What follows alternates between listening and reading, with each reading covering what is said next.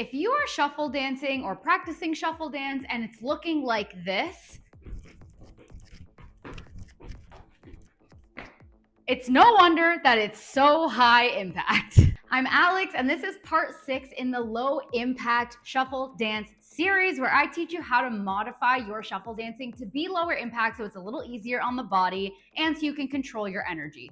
There are 3 main things we want to think about with low impact. Number 1, no flailing. Number 2, try to keep your width of your body a little bit smaller, a little bit more tight. And number 3, keeping your legs lower to the ground. So you saw in that example, I was flailing. My stance was huge, right? Even when it didn't need to be. And I see this happen a lot in cutting shapes. Of course, cutting shapes is a little bit more of a bouncy style of dance anyways. So we're gonna talk a little bit more about that today and how to make it less high impact. So I want you to think of 3 main things when you're trying to be lower impact with your shuffling.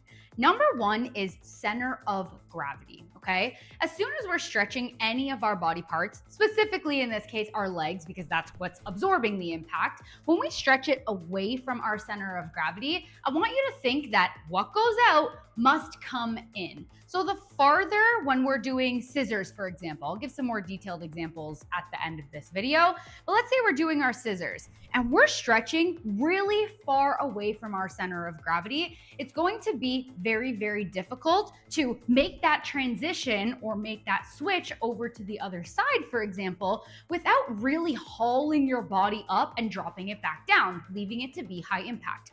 Whereas when we keep everything a little smaller and we think about our center of gravity, keeping things under our center of gravity, that's number 1, it's gonna get easier. So when I'm dropping, jumping, however you wanna modify this to be lower impact, into my first closed blade stance of my scissor, notice that I'm really not too much farther away from my body than if I were to just be standing directly under my center of gravity, right? I'm staying as close to my center of gravity as possible.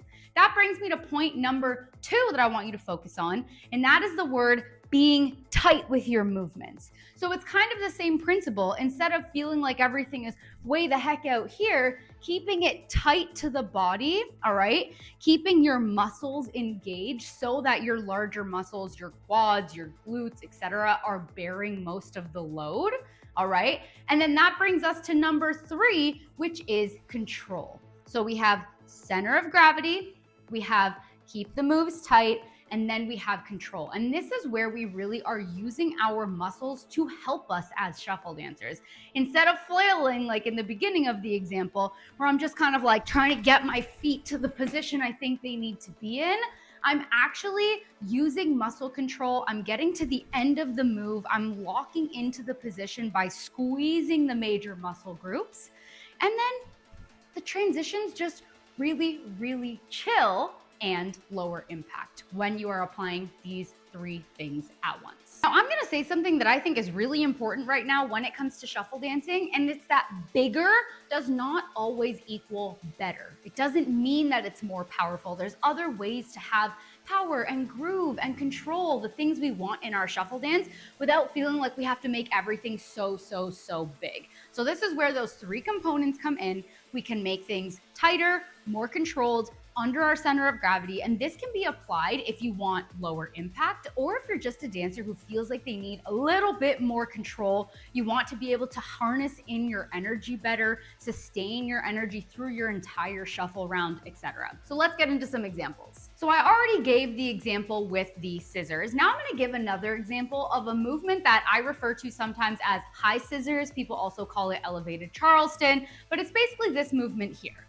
Okay, so one leg is bouncing and the other leg is doing kind of this like windshield wiper motion.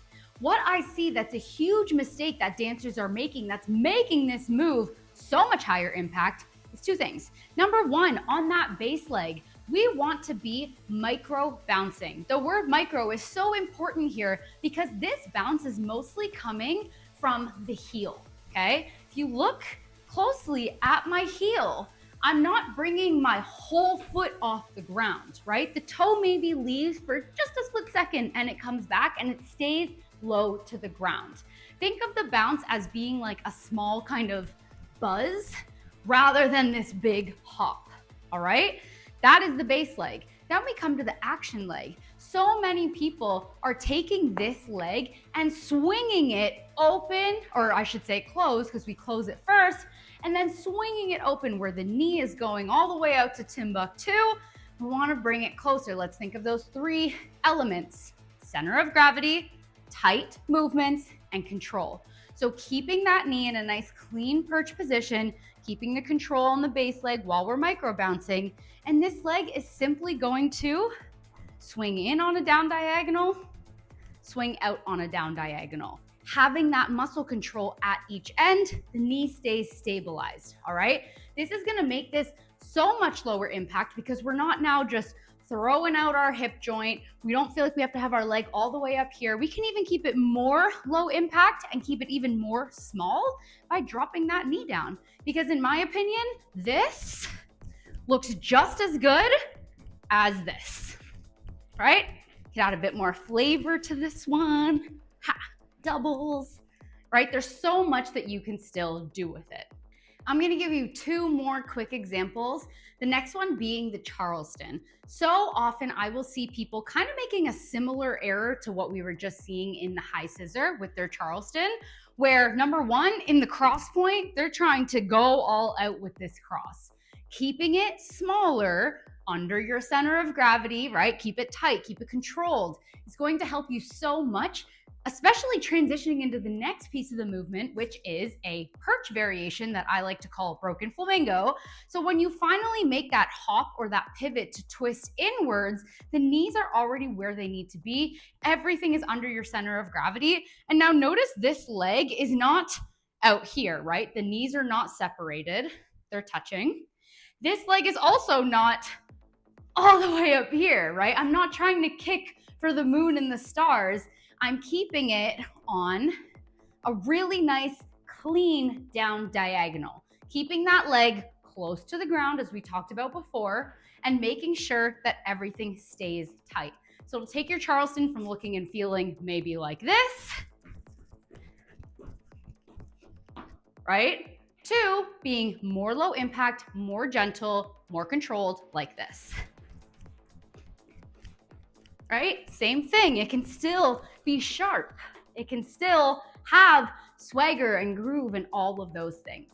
The last example I'm going to give you is our toe heel taps. So when I see people doing the most with toe heel taps, usually when they are tapping, that tapping foot is so far from their body, right?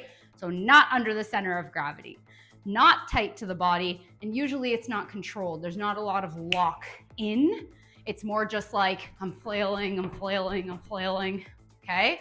First thing, let's bring it in, keeping it as close to the center of gravity as possible.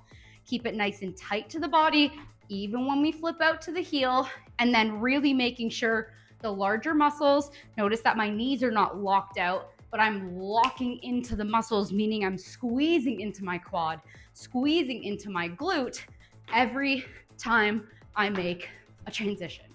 So it's going to go from looking like this to looking like this. Right, I hope that this was helpful. If you want more guidance on how to keep everything tight, clean, controlled, under your center of gravity, and especially if you're someone who's super interested in these low impact variations, I highly recommend checking out my Footwork Blueprint course.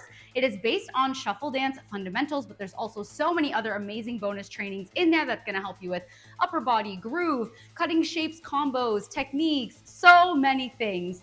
And this course is specifically going to help you with the foundations of shuffle dance and cutting shapes, but there's also a whole section geared towards low impact variations where you can take the moves that you know and love and modify the technique, not only to what we did today, where it's keeping everything tighter, cleaner, etc., but other variations where you can even eliminate the hopping altogether. It's going to keep it really, really concise for you so you can conserve energy and make sure that your body is feeling good the whole time.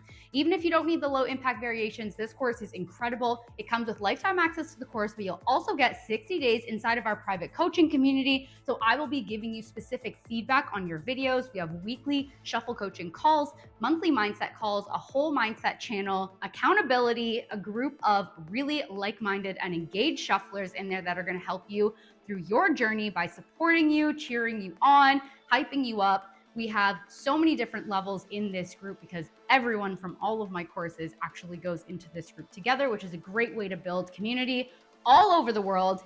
But most importantly, it is going to help you have the control that you want in shuffling. It's going to help you have the confidence that you want. And that is what Shuffle Shred's all about. So I'm going to drop more information in the description of this video. Let me know what else you want to learn, what you are trying to work on right now. I can make sure to create some more tutorials for that. I hope that this was helpful. Don't forget to subscribe, like, share with a friend, share it on your Instagram, spread the word on this tutorial and all of the other ones, and make sure that you follow Shuffle Shred to be a more powerful, confident, and unique shuffle dancer. I'll see you in the next tutorial.